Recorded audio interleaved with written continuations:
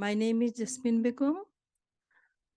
In today's video, I am going to do some of the problems from HiSET test FPT-6A mathematics portion, and this was released in 2016. So there are total 25 questions. I want to make 5 short videos. Instead of making a long video, I want to break it down into 5 parts. So today's video, I will do questions 1 through 5. So here is the question number 1. Computer sales people at a local store earn a $100 commission per computer for the first 5 computers they sell each month.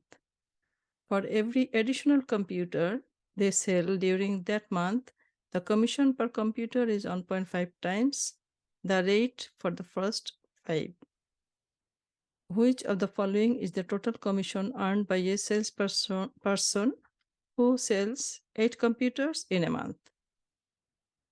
So for the word problems, you need to read the question carefully and understand the informations they're giving you, and also what are the information they want. So here, a person who sells 5 computers, he will get $100 commission for each of the computers. So for 5, he will get 5 times 100, $500 commission.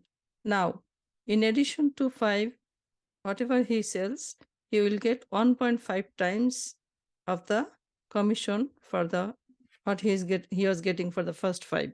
So he was getting first $100, and for the 6th one he will get 1.5 times 100, which is 150. So for each additional computer he sells, he will get $150. So the commission will be equal to, for the first 5 computers, it will be 5 times $100 plus he is selling 3 more, because 8 minus 5 is 3. So for each of the additional computer he sells, he will get 1.5 times 100. So in this information is given in here. So the commission per computer is 1.5 times the rate for the first 5. So 1.5 times 100,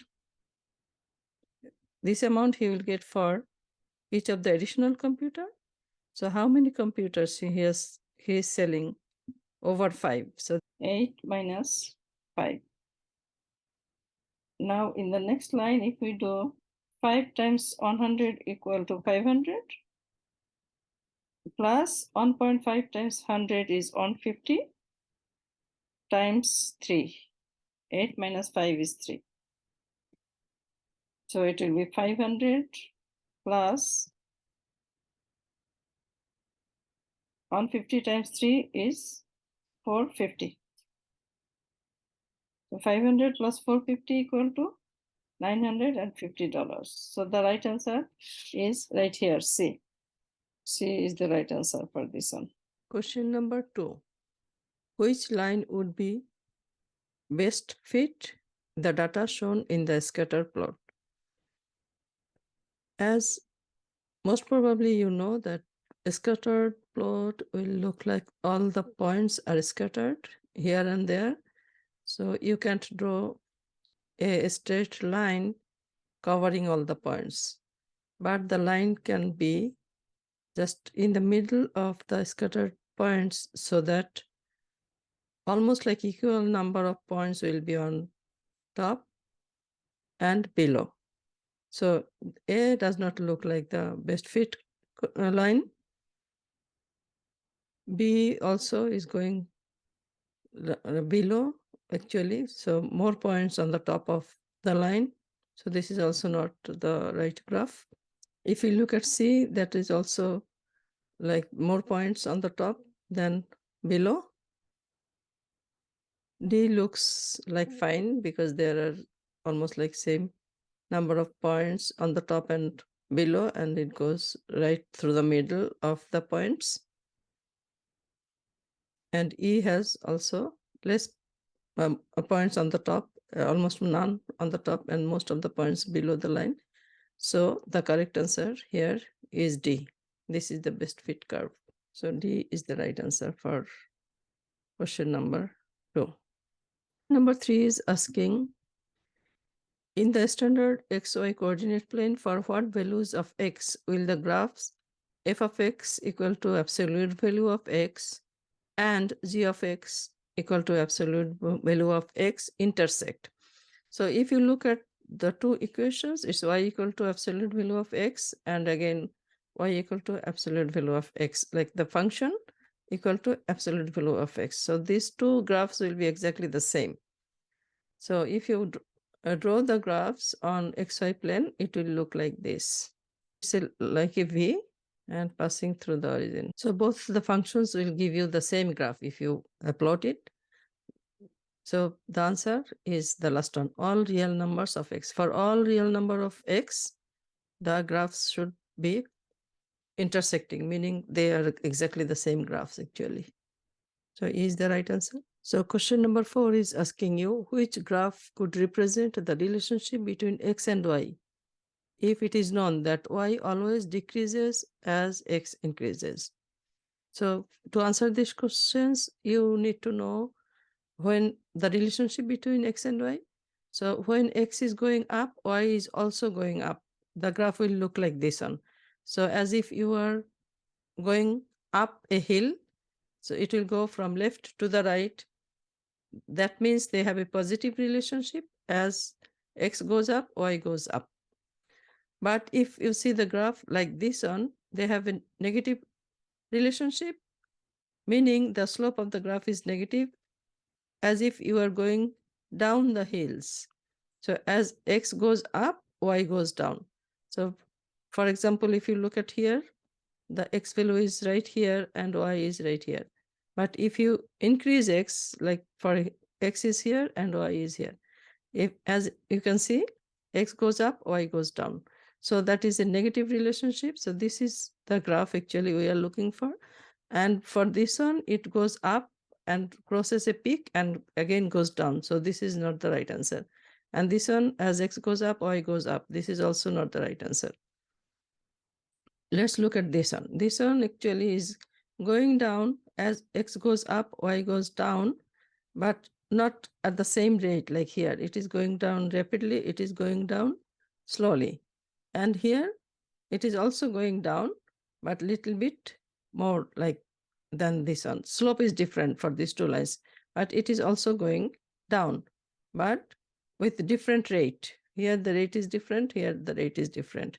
So to answer these questions, as X goes up, Y goes down, for 2 and 4, both of them, this relationship exists. So X goes up and Y goes down. So here are many options. You can see 1 only, 4 only, 1 and 4, and 2 and 3, and 2 and 4. So if we go back, we can see 2 and 4 are the right answers. So this E is the right answer.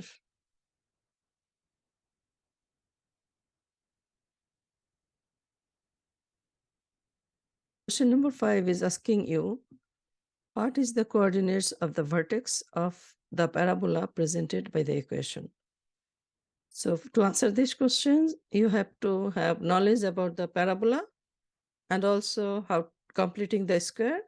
I have been working as GED instructor for 8 years, but I never taught this to my students, but they all passed. This one is the hardest question here in this question, in this set of questions. So, but I will try to explain it, but you can skip it if you feel it is hard. So for I have to take the equation and write it as the equation of a parabola. So the equation of a parabola, the standard form, I am writing first. Equation of a parabola is y equal to a times x minus h square plus k, where vertex is at hk. So if you can write this expression look like this equation of a parabola, then we can find the vertex.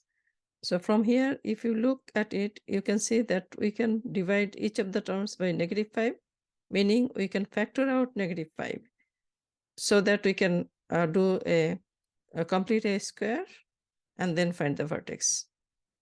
After factoring out -5, we get y equal to -5 times x square minus 6x plus 5. Now we have to complete the square by using x square minus 6x. When we are completing the square, we take the coefficient of the x and divide it by 2. That is equal to 3. This 3 should go inside with the x right here and complete the square. And then we square 3, and 3 square is 9. Here, if we write down x minus 3 whole square, if we expand x minus 3, like multiplying x minus 3 times x minus 3, then it will be x squared minus 6x plus 9. You can try it, file x minus 3 times x minus 3, or you can use the formula a minus b whole square equal to a square minus 2ab plus b square. So we have a square minus 2ab, but plus b square, which means it's 9. 3 times 3 is 9. That is missing, that we don't have 9 here. But if we expand it, we will get a plus 9. That 9 we must subtract to be even. And then we bring plus 5 down. And this whole thing will be under a parenthesis and then multiplied by -5. So then we can put a bracket around it and write -5 outside. We are almost there, but now we have to do this portion. -5 plus -9 plus 5 equal to what? So after combining these two like terms, -9 positive 5 gives me -4, and everything remains the same. I bring everything down. Now one more step, you have to distribute -5 to both the terms.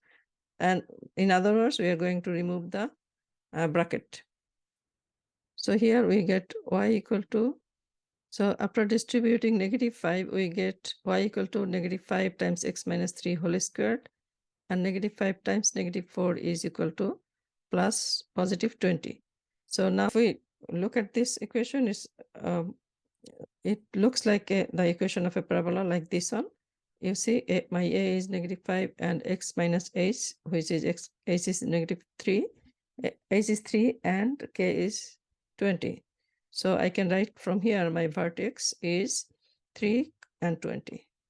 So my vertex is 3, 20, and answer option C is the right answer for this question. This is the end of my first video. I will make the second video from question number 6 to 10. Thank you for watching.